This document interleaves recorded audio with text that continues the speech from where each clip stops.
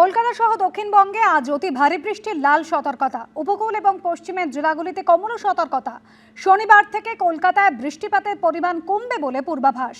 বঙ্গোপসাগরে নিম্নচাপ আজ শক্তি বাড়িয়ে পরিণত হবে গভীর নিম্নচাপে। উত্তরবঙ্গে বিক্ষিপ্ত ভারী বৃষ্টির হলুদ সতর্কতা।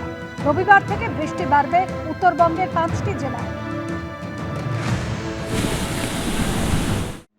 সকাল থেকে কিন্তু বৃষ্টি হচ্ছে দক্ষিণবঙ্গের বিভিন্ন জায়গায় এবং আবহাওয়া দপ্তরের যা পূর্বাভাস, কলকাতা সহ দক্ষিণবঙ্গে অতি ভারী বৃষ্টির লাল সতর্কতা।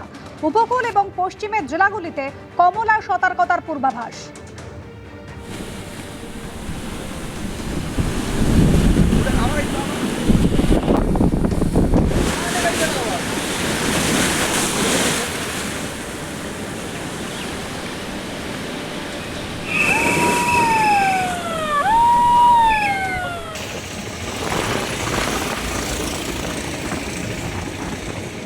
কি বলছে আবহাওয়া দপ্তর? আমাদের প্রতিনিধি জিলম করঞ্জাই রয়েছেন আমাদের সঙ্গে। জিলম, একে বর্ষাকাল, তার সঙ্গে দোসর নিম্নচাপ, কি বলছে আবহাওয়া দপ্তর? কতদিন এই বৃষ্টি চলবে?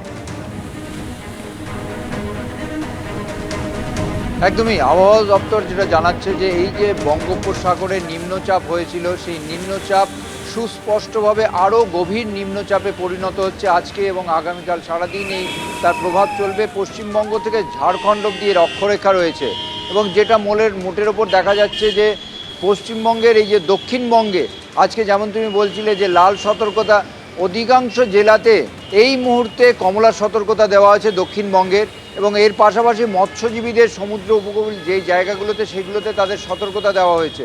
যেটা বলা হচ্ছে কালকে অবধি এরকম ভারী এবং অতি ভারী বৃষ্টিপাত হতে পারে দক্ষিণবঙ্গে। উত্তরবঙ্গেও ভারী বৃষ্টিপাতের সতর্কতা আছে। তার সঙ্গে 30 থেকে 40 কিলোমিটার গতিবেগে কোথাও কোথাও হাওয়া দেবে, বজ্রপাত হতে পারে এবং দক্ষিণবঙ্গেও 40 থেকে 50 কিলোমিটার গতিবেগে হাওয়া দিতে পারে, বজ্রপাত হতে পারে। বজ্রপাতের জন্য সাধারণ মানুষকে সতর্ক করা হচ্ছে এবং এই পরিস্থিতি চলবে শুক্রবার অবধি। শনিবার থেকে বৃষ্টিপাতের পরিমাণ কিছুটা কমতে পারে বলে আবহাওয়া দপ্তরের তরফ থেকে বলা হচ্ছে। ধন্যবাদ জিলম। নামখানা থানার পক্ষ থেকে এক জরুরি ঘোষণাটি মনোযোগ সহকারে শুনবেন।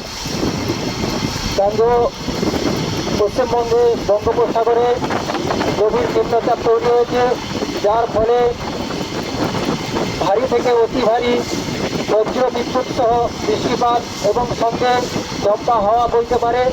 তার জন্য আগামী 15ই আগস্ট পর্যন্ত সমস্ত মৎস্যজীবী ভাইদের বলা হচ্ছে আপনারা সমুদ্রে কেউ মাছ ধরতে যাবেন না।